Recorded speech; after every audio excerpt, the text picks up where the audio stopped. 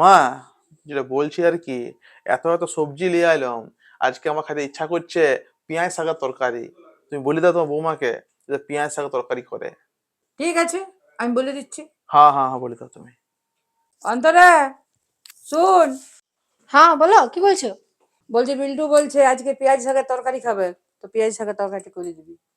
বলছি আজ তো রান্না হয়ে গেছে, আজকে আর পেঁয়াজ শাকের তরকারি ফরকারি করতে পারবো না আমি, বলে দাও তুমি ওকে। আরে বাবা, ছেলেটা খেতে চাইলো, তো একটু করে দে বাবা।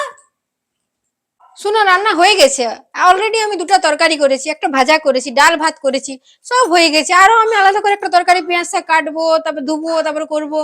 তুমি যদি মনে হচ্ছে তো তুমি করে দাও, আমার বাচ্চাটা গেলে কাজ আছে, তুমি করো তাহলে। এই আজকালের বউ হয়েছিস বাবা, মুখে শাশুড়ির মুখের উপরে না।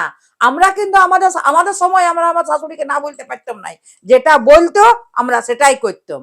আর তোরা কি সুন্দর মুখের উপরে না বলে দিলি। ছেলেটা অত কষ্ট করে বাজার থেকে নিয়ে আইলো স্বাদ করে খাবার জন্য, ছুটির দিন বটে, একটু করে দিলে কি হইতো। অতদিন তো আমি করে ওকে খাওয়াইছি, আজ তুই এসেছিস বলে আমি তোকে বলছি। ঠিক আছে, তোকে করতে হবে না, আমি আমার ছেলে বটে, আমি করে দেবো। যাই, আমি এই করে দিই, ও তো করবে না, ছেলেরা খাতে চাইলে আমার কাছে।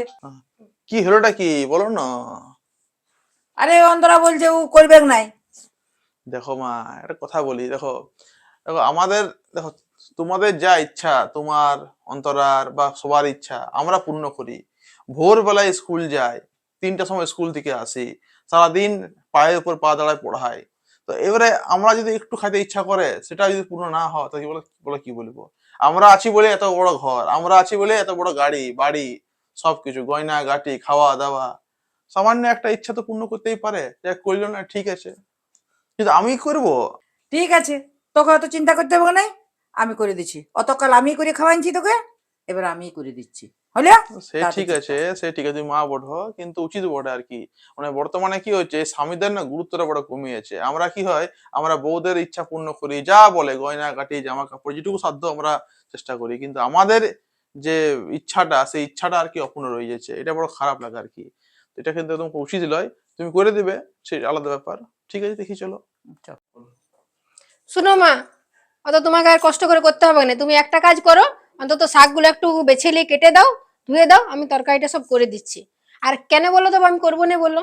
দেখো টাইমটা, বাচ্চাটা খাওয়াতে হবে, চান করাতে হবে, আরো আমার নিজেরও কাজ আছে। আর এত কিছু করার পরেও যদি তুমি এমনি বলো, কথা শোনো, তো রাগ তো লাগবে গে। তো যাও তুমি একটু ইয়ে করে দাও, আমি করে দিচ্ছি। আরো কত বলতে হবে না। তুই আগে আমাকে বলতিস যে মা তুমি অল্প কাটিয়ে দাও, অল্প ধুয়ে দাও, আমি তরকারিটা করে দেবো, তাহলে আমি এতগুলো কথা তোকে বলতাম নাই, এতগুলো কথা তোকে আমি শুনাইতাম নাই। ছেলেটা বাজার থেকে আনলো কষ্ট করে, স্বাদ করলো খাবার জন্য, ছুটির দিন বটে, তার জন্যই আমি তোকে বললাম যে একটু করে দে। ঠিক আছে, আমি শাকগুলা বাছিয়ে দিচ্ছি। আসলে কেউ কাউকে বুঝছোই নাই, সময়টা তো সবারই মানে পার হয়ে যাচ্ছে না। যাই হোক, করে দাও, আমিও করে দিচ্ছি, যাই যতটাই সময় লাগে করবো আজকে।